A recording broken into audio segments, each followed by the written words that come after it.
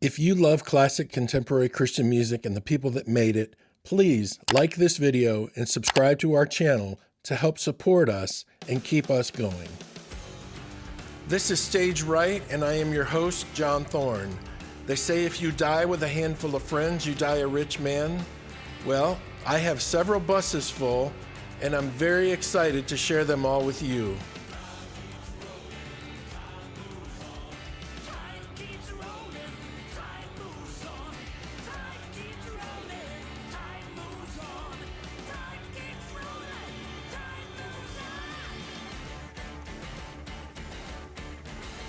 Welcome to Stage Right. I am your host, John Thorne. This is episode 21. Today is part 2 of my conversation with the amazing Mark Gersmehl from WhiteHeart. Gersh will be here in just a minute. I really think you're going to love today's episode. We are going to go deep into the WhiteHeart catalog and talk extensively about every album. We'll dig deep into some of the songs, and we are going to tell some fantastic stories from the road, from the studio, and it's going to be a very fun episode. This is very informative if you're a WhiteHeart fan. So I thought I would be able to make my conversation with Gersh a 2-part podcast. But the reality is there was just too much information, too much conversation. So next week we'll have part 3 with Mark Gersmehl. Hey Rockstar provides digital marketing software and services to generate more leads, more exposure, and more revenue for your business or organization. Let Hey Rockstar amplify your awesomeness. So without further ado today, let's get to my guest, the one, the only, Mark Gersmehl. This is part 2 of my conversation with Gersh. Okay, dude, we are going to play a little game called It's Your Life. And I'm going to go down the list of all the WhiteHeart albums, and I want you to tell me something, at least one thing that you remember about every album, or the recording of it, or the writing of it, or the touring of it. It'll totally be up to you. Okay, yeah. All right, so let's start with the very first WhiteHeart album, WhiteHeart. Well, part of it I will remember is when you were talking about the Gaithers being shocking and new to some people at the time, that the Gaithers had a thing called Praise Gathering. Yep. And wonderful, wonderful event. Great speakers, great music, great everything. And we were the first gig we ever did, which is so weird. We had a record deal before we'd ever played a gig. Oh, that's funny. And bizarre. I don't know that I would advise it. but so we go and we play one of the stages at Praise Gathering, and I dare say we frightened a lot of people. I bet. Oh my gosh. That Praise Gathering crowd is a Gaither crowd. Yeah, but then once again, to her enormous credit, we're scheduled to play the next day. And so we go out on stage, and there's Gloria Gaither standing up before we start. And she said, so I know a lot of you may have heard about this band, and their music is different than ours. But she said, but these guys have been traveling with us. They're amazing musicians. And she said, but more than that, I know their heart. So I will ask you just to listen and to honor them, which they did. And it was a wonderful performance. And I remember it also because Steve Green wore a suit that day. Oh, wow. Day 1 was trendy clothing. Day 2 was the suit. Day 2 was in tune with your audience. He's a little frightened by all that, but you know what? I love Steve to death. Steve is a crazy great singer. Yep. And he ended up ministering to the people. He was exactly who he was supposed to minister in the way that he did. You know, I have nothing but love and respect for him. But, you know, I just remember him singing He's Returning, and that was a song that I wrote on my mom's piano in Fort Wayne. Oh, wow, cool. Yeah, and it was had some of the stepwise motion that of these powerful old. I love Renaissance brass music because of the root movement of it. It's just it's a whole nother subject, and way too arcane and for anyone to know, but the power of those movements always impressed me, and that song has a lot of that in it.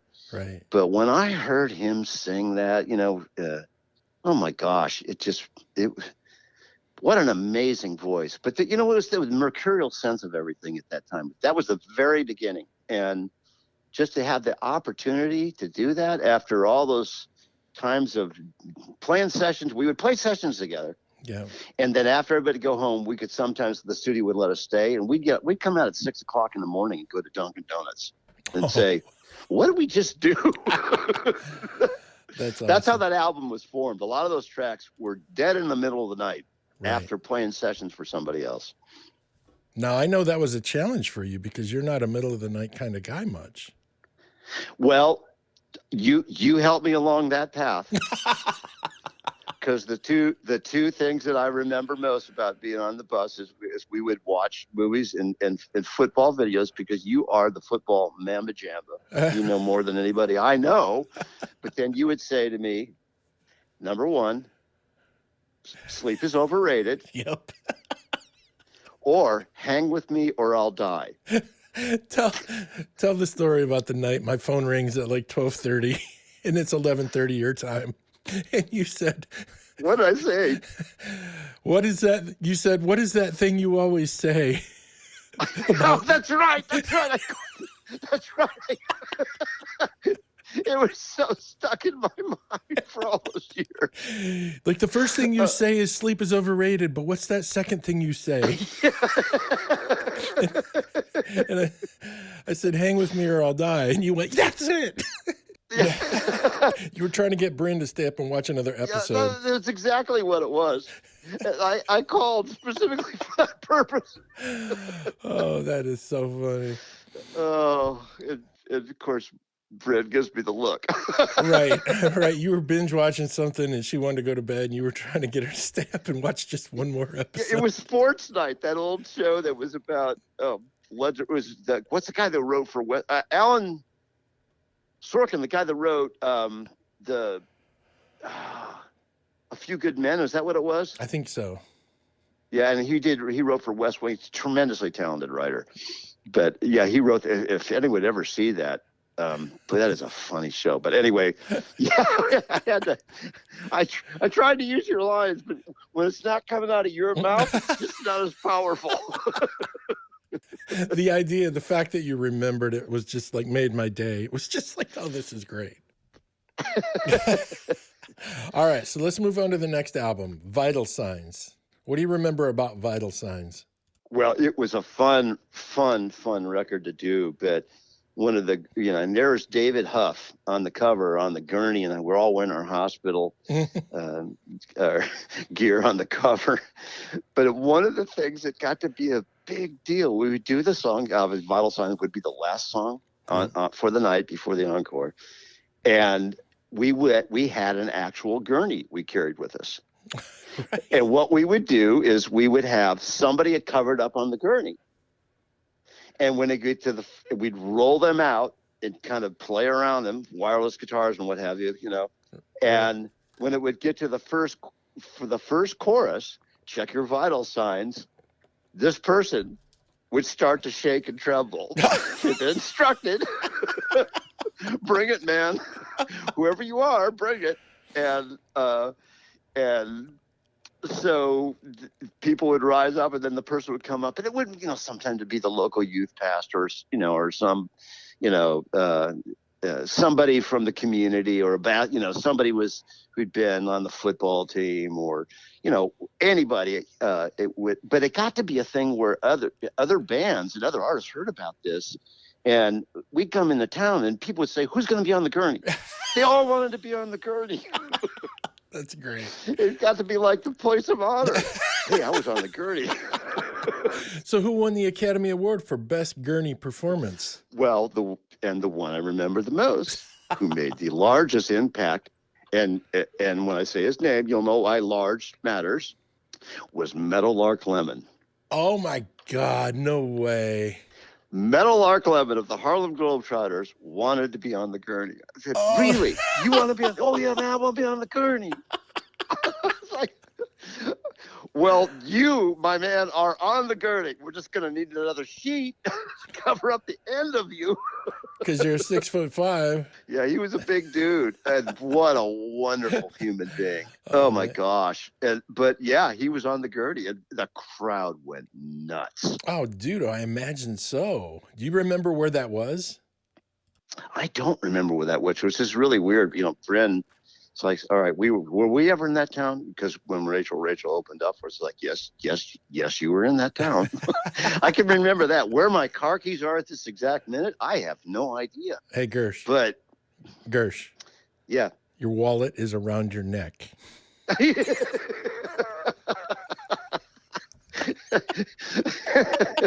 for all who are maybe wondering, because I lost my wallet so many times. In fact, you helped me find my wallet back when you were at the worship pastor up that church. You remember last time I lost my wallet. Yes. When we were doing Awaiting Emmanuel. Yes. And I left it on the stage. Oh gosh. Oh my gosh, it should be criminal. But anyway, so because I lose my wallet so often, I've put it in my passport carrier, which hangs around my neck, because if I can't find my neck, which is a possibility, because the thing above it is so up in the air, that then I know I'm really, really hurting. But yes, I wear a passport carrier around my neck. Everybody calls it my man purse, which is a little demeaning. But I think the number one person that calls it that is your wife. Yeah, that's right. Because I would never call it that. I would say that's his passport carrier with all of his valuables. Thank you so much, which is why you're one of my dearest friends. All right, so let's do Hotline. Give me a memory from Hotline. Well, there's a song on Hotline. I mean, it was one of those things I remember. There was Gordon's first record, and his mom was not well at that period of time, but that was a hardship for him. But I was really getting to know and love Gordon more. Gordon is one of these guys. Oh my gosh, he's just. I don't know that there's anybody whose heartstrings are closer to their guitar strings than that guy. Dude, that's so true. And he's just a marvelous artist. Right. There are a lot of wonderful players, and like I said, I'm just so grateful for all the great talent that I've been able to be part of. They've made me so much better than I am, and he's one of them. But it's just when you think, feel, play like an artist, it's just unmistakable. And he's one of those guys. But I remember specifically from that tour, there's a song called "Turn the Page," which I still get people requesting. Do you have a lyric file that you have? That's still one of my favorite songs. And that was a song that I played on an instrument called the Rhodes Chroma, which was a remarkable instrument, very rare, very expensive, crazy cool keyboard, just didn't sound like anything else. Right. And so it had a problem. So I would be playing, and it has this repetitive part, da dum da da doo da dum da da doo dum, in the piano part for that. That's at the center of the song, and I played that on the Rhodes Chroma. The problem with my Rhodes Chroma was it had an oscillator, which is something that creates, for the those that don't know synthesizers, that's what creates a tone in a synthesizer. It had an oscillator that was unhappy being in the Rhodes Chroma. And it let me know it by the way that it would at unforeseen times, but often enough, it would start at the low end of the sound spectrum, and it would go,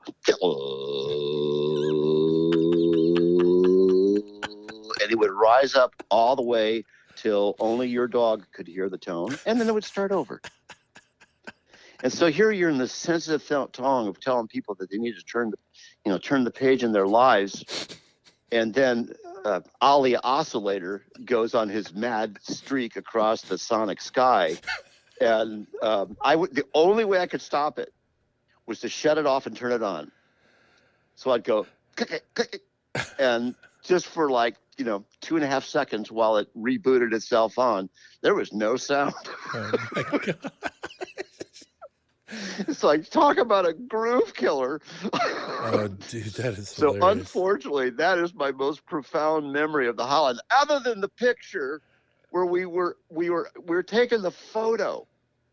And I don't know why. I'd always get stuck doing the thing that nobody would want to do in a photo. But I had to balance myself inside the phone booth on the shelf, and I had to hang on to the top of the phone booth with one arm. You were the only one athletic enough to do it. No one, well, you're kind. It's probably stupid enough to do it. So after shooting for 3.5 hours, the next day, oh my gosh, I mean, my arm was Popeye. Oh my gosh, you shot pictures for 3.5 hours sitting on a shelf? Oh yeah, in that phone booth. Crazy. Yep. Yeah, it was a long cover shoot. Freedom, as a quick aside, Freedom, they had me jump off of a 17-foot high ladder into a big foam thing because they did a time-elapse photography on it. Oh my gosh, you're kidding. Yeah, so I kept climbing up there and jumping, climbing and jumping. Did you get hazard pay? I should have gotten some SAG pay or something too. It was mad. Wow, that's crazy, dude. Yeah. All right, so Don't Wait for the Movie was Little Ricky's first album. Oh yeah, and that came. We had just come out of a difficult period in the band, and everything was in question. Right. And but we just came together, over a really, really hard moment. And Gordon and Billy and I once again met in my apartment, and we wrote that whole record in like a week and a half. Oh my gosh. Yeah, and there was such camaraderie in the ideas, and it was a God bless moment. It just was. And I think you felt the importance of what you believe. We all felt it more than ever. Right. So here we had this guy that used to set up my keyboards. We needed a lead singer, and he auditioned once, and I can remember he used to. He used to, once we set up, he would help them mark the lights, and he'd be up at the lead vocal mic, and he'd be lip syncing the words to Paul Young's "Every Time You Go Away," Right. and he would do these goofy moves, and Billy and I would sit out there and think, man, if this guy if he could sing, Right. he'd be amazing. Little did we know that he could sing, and so when he came into audition, and to be quite honest. He was singing songs that Steve Green had sung, and just enormous range, and he wasn't quite there yet at that point because he just hadn't ever really worked on it, hadn't really honestly taken himself seriously. Right. So we invited him back for a second audition later, and it was that much better, and it's still amazing. I mean, you could hear the guy had crazy talent. Right. But it's just it's a tough, being the lead singer of WhiteHeart was a tough role. We sat, we wrote him in the corners. Mm-hmm. And, but then he came in for the third time, and he just nailed it. Wow. He just nailed it. And so we're in the studio, and it was, it was an astonishing period of time. Just some great playing going on from everybody, from Chris McHugh. Oh my gosh. Yep. If there's anybody who can tune a drum better than that guy, but just the force of a rock track. It's amazing to have that going on underneath you. As a keyboard player, it just throws out so many possibilities because the kick drum is so vast and so big, Right. and such a platform for everything else. Let alone just the intensity of which he played. And so then when it's time for Rick to sing, here is what we're thinking, first time, here's the guy, it's really the first time he's singing. He's singing on a record company album. Right. How's he going to do? Well, he was doing well, but he's learning his way. And I'm looking out, and here I am at the board, and I'm looking through the glass so you can see out there where he's singing in the main body of the studio. And I look out there, and then I wait for him to put his headphones on, and I say to him, "What did you just do?" He said, "What?" I said, what did you just do? Yep. I don't know. What did I just do? I said, you just did a backflip from a standing position. In the studio. He's standing in front of the mic and he's bored waiting as we roll back tape, which, fortunately in the digital age, we don't have to do anymore, but Right. another thing on that. But you have to wait for the machine to to get back. And Richie Biggs, was saying to me the other day, I miss the rollback times. Yep. Because during the rollback is when we talked and we became better friends. Just chilling, hanging out. Yeah. He's so right. I mean, he's got so much wisdom anyway. Yep. But so during one of the rollback times, I look out there and Rick does a backflip from the standing position, which became, I said to him, do that on stage. Right. Which he did. And people would say, oh, man, you didn't do a backflip tonight. Or he'd do it in the lobby then. Oh, my gosh. That's just crazy that he did it in the studio. First time. That was it. Unreal. Now, it's not always the case, but in my opinion, a lot of bands, their first album is their best album because they've had their whole life to write it. To me, that's what Don't Wait for the Movie felt like when I heard that album. It felt like it was a band's first album of just, it's like Foreigner's first album. It's like every song on the album was great and was like stock full of hits. Yeah, you know what? It's interesting that you would say that because Brim says the exact same thing. Really? Yep. Oh my gosh. It was so interesting because she had not heard a lot of the very, very early WhiteHeart stuff. She became a fan around the time of Freedom out in California. But when my mother passed away and we had cleaned out her house, we had gone up there for the funeral, and I plugged a bunch of tapes into because I didn't have them. My mom had them. Right. I didn't even have copies of our own records. But I put them in, and she goes like, "Wow, that's great." It's not quite as rocked out as what WhiteHeart, the WhiteHeart I knew or became, or it's really good. And then we hit Don't Wait for the Movie, and she goes, "Wow, this has got a thing about itself. It's just got a thing." Yep. Which is, I think you're both right. It definitely had a thing. It was, but God gathers people for a time and a season. Yeah. Yes, I do know. And okay, so when you look back on that, what do you think is the most meaningful of all of those great songs from that album? Well, how many times probably for me, I would have to say, because that was the only song on the record that I actually did write by myself. But I was wrestling with forgiveness. I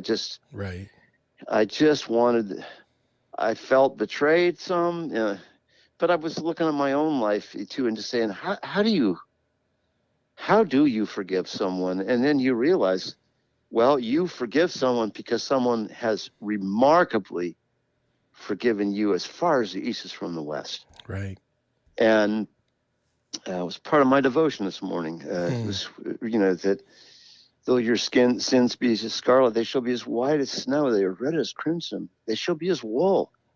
Yeah. It's an amazing thing that God did for us and does for us day after day after day, And so that was a really, really, a song that I needed so much myself, and once again became a bridge to other people to forgive their father or their grandmother or their wife or themselves, which is so often the case. The last people we seem to be so unwilling to forgive is ourselves, and so many times it's so needed. Right. Absolutely. So emergency broadcasts, what do you remember about that? Well, I remember one of the really difficult things about it is we were in tour in Australia before that record, and it came up, and it was due, and we were, the way record companies work, it would give you time periods where they would send you what was called an option letter, and it was Sparrow Records at that time, which, by the way, was such a wonderful family. Yeah. At the time we were there, and Billy Ray Hearn was such a wonderful influence on my life at that period of time. He had just lost his wife, who had, for many people have said, was the touchstone of his existence. And and in the middle of his pain, he was able to be such a leader for all of us. And the artists that were on the label, they were all, it felt like a family. It felt like what it's a record company, a Christian record company is supposed to be. It was amazing. Right. But emergency broadcast in some ways like, well, we got to get this record done, man. And there was a place now, one of the big studios was Soundstage, and there was a center stage as well, which was a secondary one. And there was Omni Studios, which was a great studio as well. It was right virtually across the street from Soundstage. And we were at that time, one guy would have a reel over in Soundstage, and the other people would have the reel over at Omni. Oh, that's funny. Yeah, it was miraculous that it came together at all. But that's where we were introduced to the astonishing, gifts in so many ways of Tommy Sims. He's just a savant, and in so many ways, music running through that guy's bones, and right. in ways that you can hardly find in the world. Dude, his musical imagination is stunning. Yeah, nonstop. And some of my fondest memories are in buses. There's where the driver sits right across from there where we all walk out. It's what's called a jump seat, and that thing folds down, which is a fun place to be. You can talk to the driver, but just look out and watch, the beautiful scenery, or just veg out for miles. Well, Tommy would sit up there lots of times from 2 a.m. until 7, listening to Stevie Wonder tapes. And Stevie was like his guru. And I would say that's a pretty good way to learn about music. And it's a pretty good hero to have, is Stevie Wonder. I mean, pretty high bar. Crazy great musician. But Tommy Sims is crazy great in his own way. And so having him a part of all that was just, it's such a wonderful, wonderful thing. And, then I always remember too, a song on that record, Montana Sky, that was written, basically about a difficult experience as well. And I just remember Gordon singing on that, and just the clear, it's so funny. He doesn't think he sang it very well. I think he sang it beautifully. Oh, it was amazing. Yeah, and it's just so clear and so right, and it's just that song, I which was part of an experience where after sound check, I went up and we were in Helena, Montana, and I have this thing I do was like, if I'm climbing up a mountain or running up a mountain or whatever, I don't look back until I finally run out of real estate or I've run out of me. I can't get any higher. And then I look back, and there it was, in this storm had passed through, and there's the whole eastern sky was this purple, bruised blue, and lightning flashing everywhere. I mean, you get the vista for miles and miles. But there in the west was this glittering gold that was just poured over the horizon line. And it just became a metaphor to me about, yes, life is full of hardship, and it's full of astonishing beauty, and He is Lord of it all. And while I may not understand what this moment may be, we don't know why. But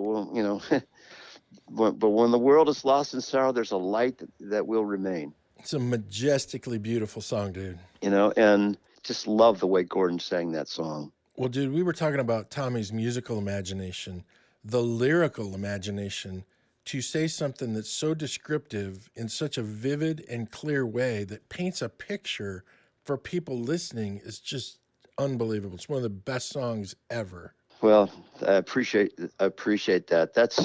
That was one that is another one that we needed to be, boy, this, and that's what you saw this, you were part of this, is when one of the greatest things in WhiteHeart was, we'd rock out, we'd have fun, we'd play hopefully well and entertain people, and that's a whole nother thing we can talk about later, but we had crazy great road people around us that made us so much better than we were. I mean, so many talented people that did wonderful things for us, and so we could look good, sound good, the whole shot.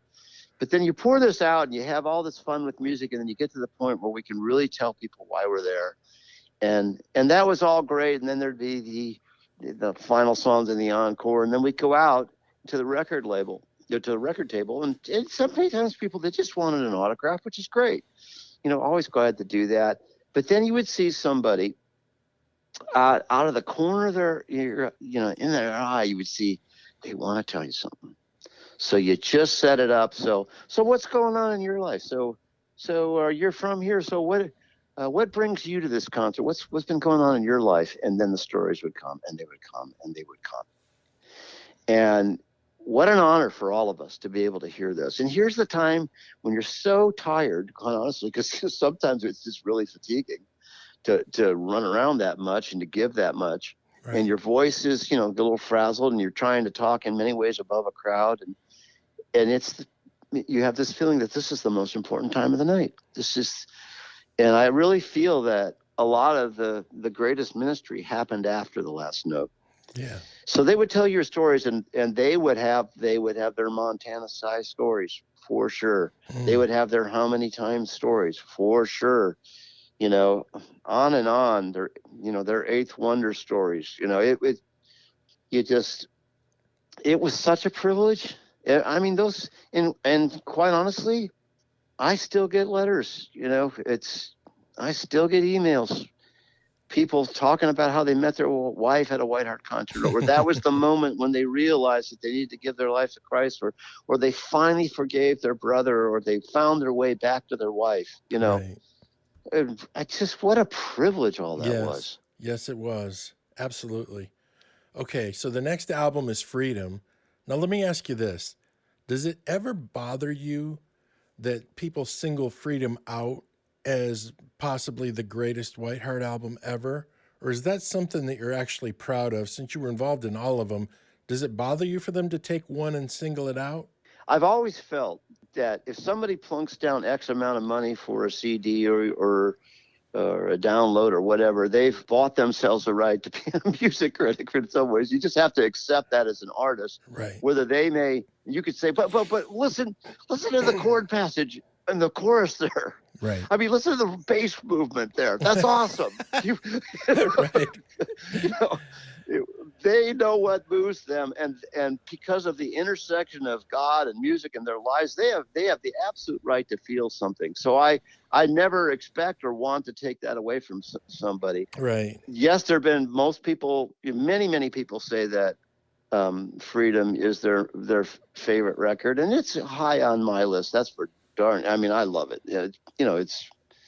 It was a magical time. Right. So I'm not offended by that, because I guess I feel that everybody's going to draw from whatever work that you had the privilege of putting out. They're going to draw from what they need at that moment in time. Yep.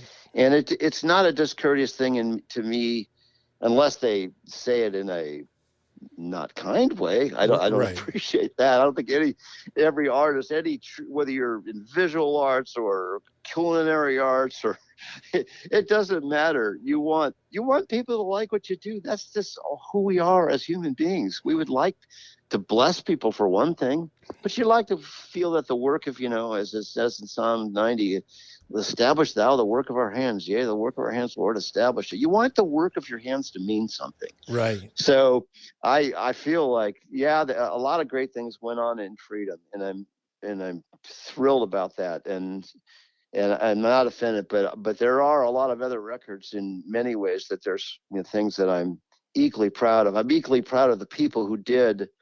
I'm not talking about me. I'm proud of the solos they played. I'm proud of that vocal I'm proud of the lines they wrote. All of that. So yeah, I like to think that people would look at the whole thing collectively, and right. They can single out things, but I hope that they enjoyed the journey with all of us. Right. Now, the follow-up album to Freedom, I was there for this because Billy had me come out and basically videotape the process of recording that album, but you were part of making it. What do you remember the most about making Powerhouse with Bill Drescher, following up the Freedom album? Well, it was intriguing because in many ways it was that was suggested by Daryl Harris, who was the president of Star Song at that time, who I love. Daryl, and you probably were around to see him or hear it. He loved hearing songs at gestation level. Yeah. He loved seeing artists fashion words and fashion, notes into something bigger and grander. And he was I have great memories of him being in my living room, sitting on the grand piano with me, sitting on the bench with me. Right. Yeah. What a great guy. What a lover of the arts. And he was a wonderful inspiration with that, but it was his idea to get Bill Drescher.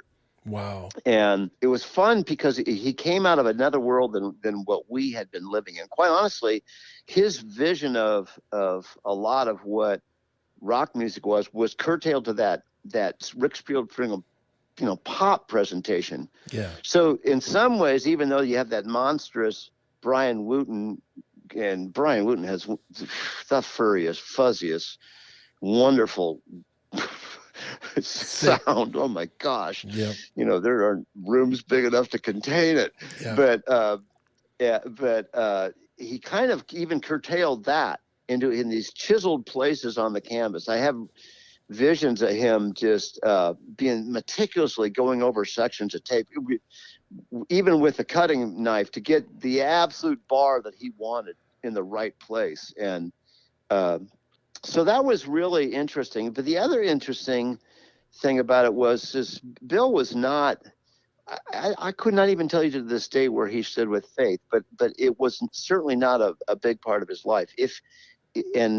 And so it behooved me to say, we're setting an example here. Right. And we had road people that were not believers, and we tried to treat them with some of them became believers on the WhiteHeart bus, which is still some of my proudest, favorite moments. It had nothing to do with me, but it was just all of us coming together and making sure making sure they got their shower, making sure they got their meal on time, making sure that they were comfortable on the bus, Right. That says as much to anybody as any song ever does. But so having Bill Drescher in there was really interesting for that way. It was a different way of looking at the sonic canvas, and I learned a lot from him, especially his attention to detail.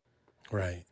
I also remember the story about when he talked to a friend, delivered a cactus to his house, and it was moving when it got there. Dude, I remember this story. Tell everybody this story. Yeah. Oh my gosh. And short of it was, it's like the thing is moving. What's it? And he calls the police, and first he calls the store that delivers. They said, don't touch the plant. Do not touch the cactus, because, long story short, it was filled with tarantulas. Right. Wanting to hatch. Yeah. Woo. Talk about getting your Disney ride e-ticket. Oh man, can you imagine? You buy a plant, bring it home, and it's full of tarantulas. Oh, I can't imagine. Oh, yeah, just crazy. I also remember because when we went out to mix that record, we were at the studio, and we thought we might actually, I don't know why, we went out in a vocal booth out there, and there was an artist from way back who actually had had a song called Chuck E's in Love. Yeah. Ricky Lee Jones, I think was her name. Is that right? I think it was. It was. But she would have to sing with the plant in the studio. She had this big plant that was in the vocal booth, and they said, just make sure you don't touch where the plant is, because that's Ricky Lee Jones's plant, and she doesn't want it moved. Oh, she has to have the plant in there while she's singing. It's like, okay, I thought I was quirky, and I am. Holy freak. Oh my goodness. All right, so then Tales of Wonder. The Tales album is a lot like Don't Wait for the Movie to me, and Freedom. I mean, it was stocked top to bottom with great songs. Yeah, I think the weird thing about that, I think all 10 songs actually made it to singles on radio. Oh my gosh. Yeah, there were like 5 of them that were number 1. Crazy, man. Yeah, honestly, that's one of my favorite records too. It's just, there was a thing, and that was one of the first record that Richie was a part of. He'd been on the road with us. Yep. And been our house engineer. And I have to say this about him. There is nobody I know that can do both house sound and studio as an engineer and be brilliant at both. He's the only guy I've ever seen do that. Yep. I mean, there was even a couple times we had a couple guys that had been in the studio with us, and our road guy couldn't make, and they said, well, we said, could you go out? Well, I don't know, man. I don't know if I could go out. Yeah, we need you.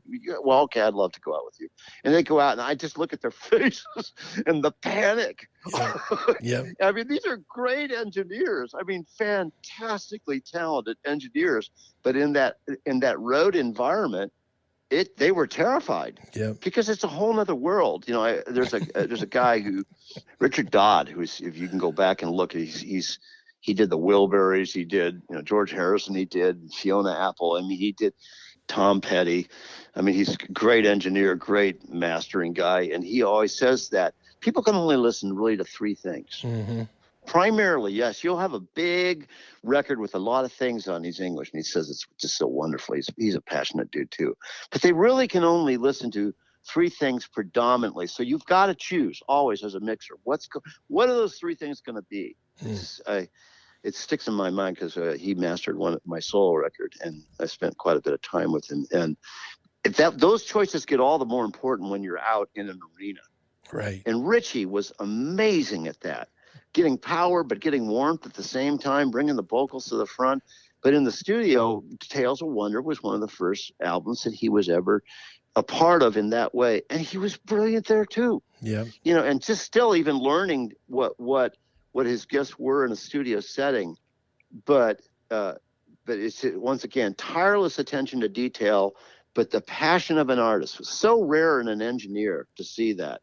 Yeah. Sometimes I thought, man, he cares more than the band members do, to our shame, but that's the way he sees the throat, right. of the artistic experience. And I think that glue, the sonic glue in that made a lot of that happen. And there were a lot of chances taken on that record, musically. Right. But he brought them all together in a beautiful way. Got eventually mixed by Jeff Balding, who had done a lot of our earlier records and went on to do great things with Dan Huff and in the country world and others. And Jeff's an amazing, amazing talent.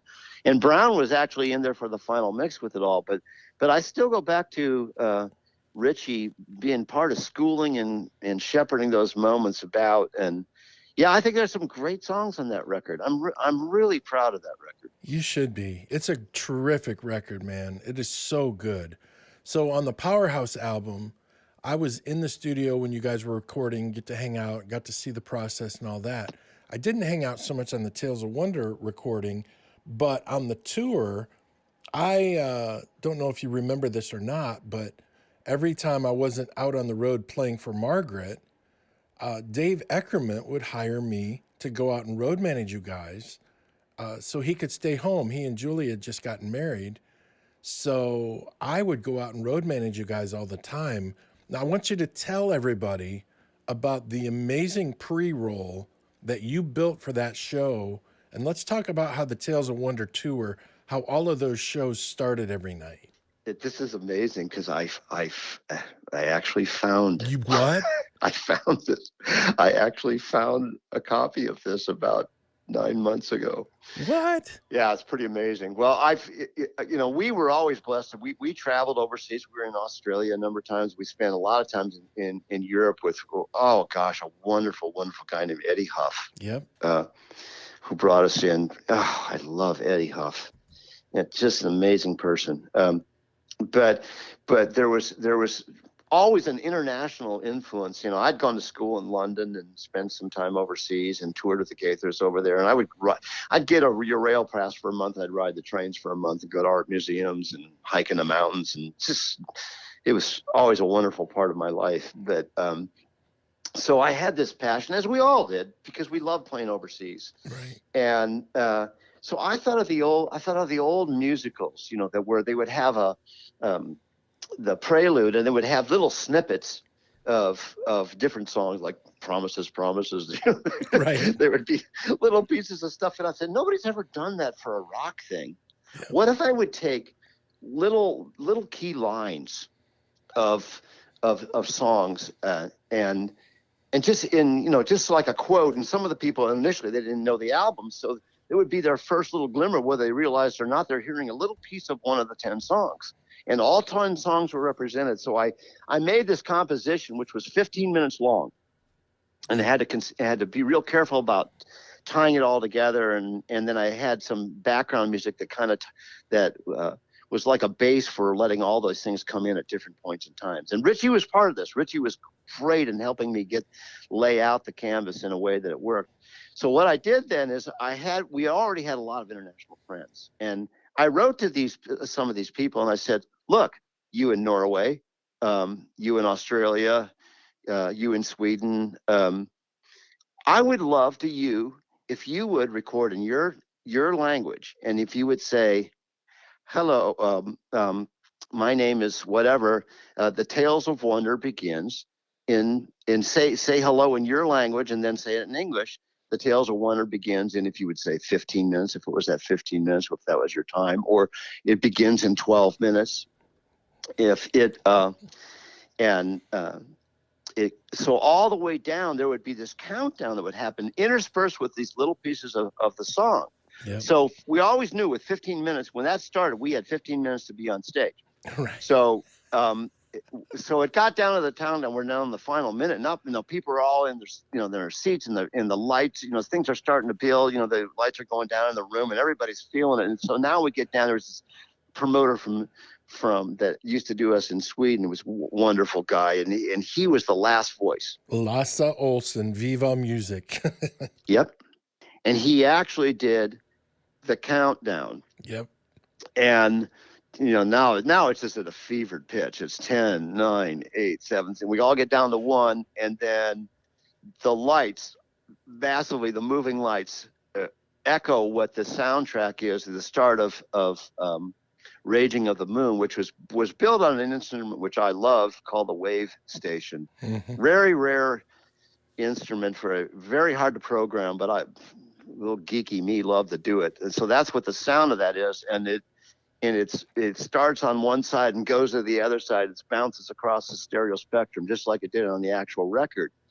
And so the lights are swinging left to right. The people are going nuts already. Right. And so it's building, but we're not on stage. Right. And the lights are showing, and they're hearing the record.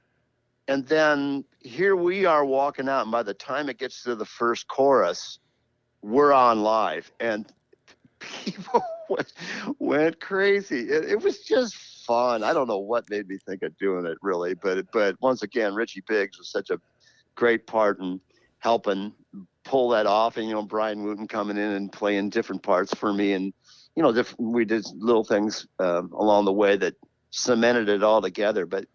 Without a doubt, the most fun opening we ever had. Well, dude, the thing about that, okay, so first of all, I have to stop and tell you this.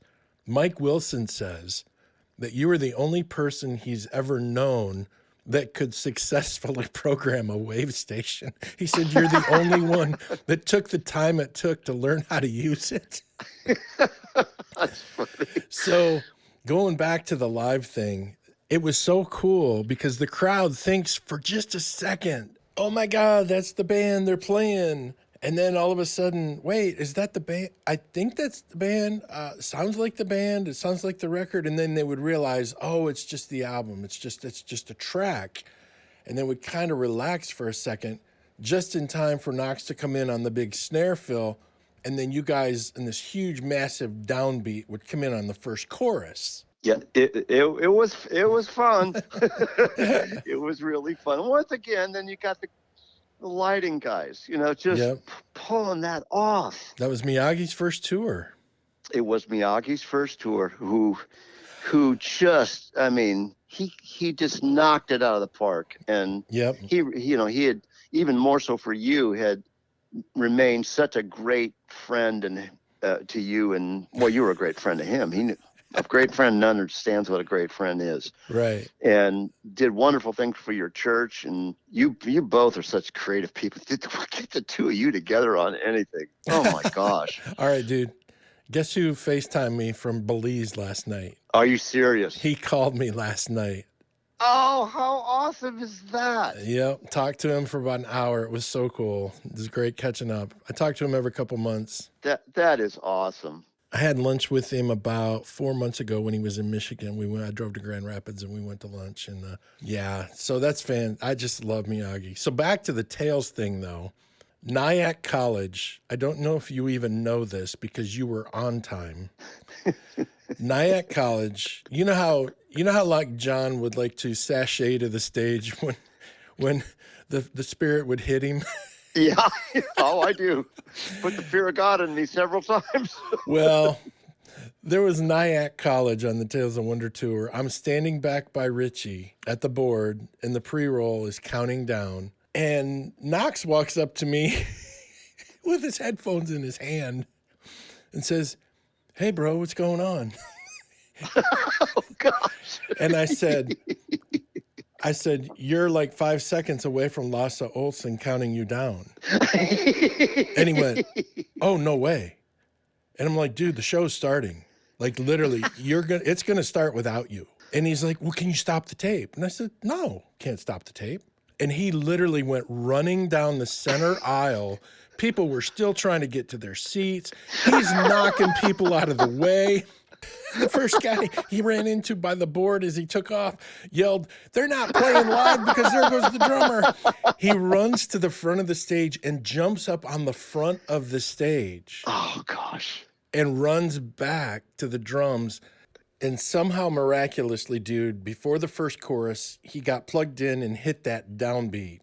So part of me was like, "Oh my gosh, no way." And then part of me was like, well, I knew this day was coming. Yeah. John, I told you 3 times we were starting and you didn't believe me. Well, that's another thing. You were such a great road manager, too. I mean, you were great at it. One of the things I just, as a quick aside, what I talk about John Knox is, they always talk about dark matter in the universe, and there's something that, it's the stuff that holds the glue that holds the universe together or whatever. Right. There is something that happens between the notes. Yes. When John Knox plays drums. There sure is. Yes, he's hitting a snare and it's got a transient and it decays fast, and there's a kick drum and all that, but there is something going on between the notes. He has a great groove. Oh my gosh. And it's just filled with so much feeling. Yep. And that's the only way I can describe it. It's happening between the notes. Yeah. It's the grand glue of his design. I don't know. It's just his God-given gift. Yep. But boy, the first time I ever heard him play it, it was there. I mean, it's like, this guy's got a thing, man. Yeah. Similar to Tommy. It's like this guy, when he plays, that's what's going on inside him. Oh, yeah. Yep. That's exactly right. And Tommy's the master of that. When you hear him, you just think, oh, man, that's swirling around in his head, and it just came out his fingers. Yeah. It's so interesting. There's a friend that I had who's actually not a believer, heard Tommy play a little while back and he'd always heard rumors about Tommy. Never heard him live. And it was like, I just let him tell me for 5 minutes what he felt. Oh, dude. I get it, man. Hey Rockstar provides digital marketing software and services for your church to generate more interest, create more exposure, and reach more people. Let Hey Rockstar amplify the awesomeness of your ministry. And, as always, Hey Rockstar is a proud sponsor of the Stage Right with John Thorne podcast. Thank you for tuning in today. My thanks to Hey Rockstar for sponsoring. My special thanks to Mark Gersmehl for being my guest. Next week, part 3 of my conversation with Gersh. Have a fantastic week.